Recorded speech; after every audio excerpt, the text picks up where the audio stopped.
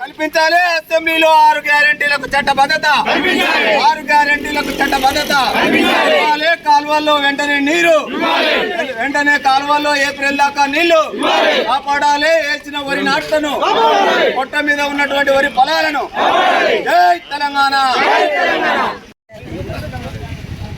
Congress party రాష్ట్రంలో అధికారం రాబట్టడం కోసం పిసిసి అధ్యక్షుడిగా ఉన్నటువంటి రేవంత్ రెడ్డి గారు 6 గ్యారెంటీల పేరుతో ప్రజల్ని మోసం చేసి అధికారంలోకి వచ్చి 2.5 సంవత్సరాలు అవుతున్నా ఏ ఒక్క హామీని కూడా అమలు చేయకుండా ప్రజల్ని మోసం చేస్తూ పాలన చేస్తున్నటువంటి సంగతి ప్రజలందరికీ తెలుసు.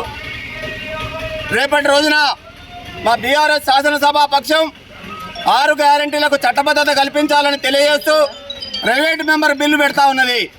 అసెంబ్లీలో ప్రభుత్వం వెంటనే ప్రైవేట్ మెంబర్ బిల్లుకు మద్దతు ఇవ్వాలని మేము డిమాండ్ చేస్తూ ఉన్నాం.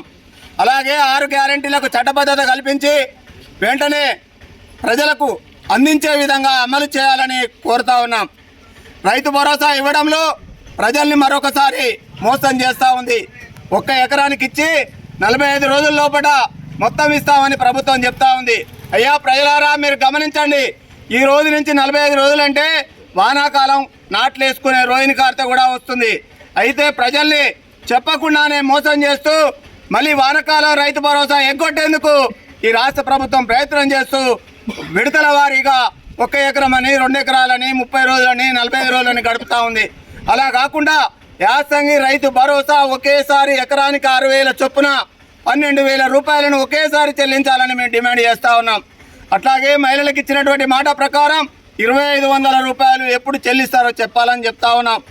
అట్లాగే 6,000 రూపాయల పెన్షన్ కానీ 4,000 రూపాయల పెన్షన్ కానీ 100 రోజుల్లో ఇస్తామని చెప్పి 2.5 సంవత్సరాలు అయినప్పటికీ ఇప్పటికి కూడా ఒక కొత్త పెన్షన్కు దరఖాస్తు పెట్టుకునే అవకాశం లేదు.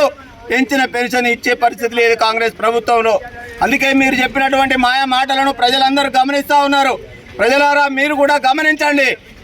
మళ్ళీ ఒకసారి ప్రజల్ని మోసం చేయడం కోసమే ఇప్పుడు 1 ఎకరానికి రైతు భరోసా వేసి రేపు రాబోయే ఎంపీటీసీ జెడ్పీటీసీ ఎన్నికల్లో మళ్ళీ ఓట్లు దండుకుందామనే ప్రయత్నం కాంగ్రెస్ ప్రభుత్వం కాంగ్రెస్ పార్టీ చేస్తూ ఉంది. కాబట్టి కాంగ్రెస్ పార్టీ చెప్పే మాటలు కానీ ముఖ్యమంత్రి చెప్పే మాటలు కానీ ప్రజలు గమనించి రానున్నటువంటి ఎంపీటీసీ జెడ్పీటీసీ ఎన్నికల్లో బీఆర్ఎస్ పార్టీని కేసీఆర్ నాయకత్వాన్ని బలపరుస్తూ మీరందరూ కూడా బీఆర్ఎస్ పార్టీని గెలిపించేదానికి కృషి చేయాలని కోరుకుంటూ అన్నారం గ్రామంలో ఈ కార్యక్రమంలో పాల్గొన్నటువంటి సర్పంచ్ గారికి, గ్రామ పెద్దలందరికీ కూడా, నాతో పాటు వచ్చినటువంటి మా ఎంపీపీ గారికి కూడా హృదయపూర్వక ధన్యవాదాలు తెలియజేస్తూ జై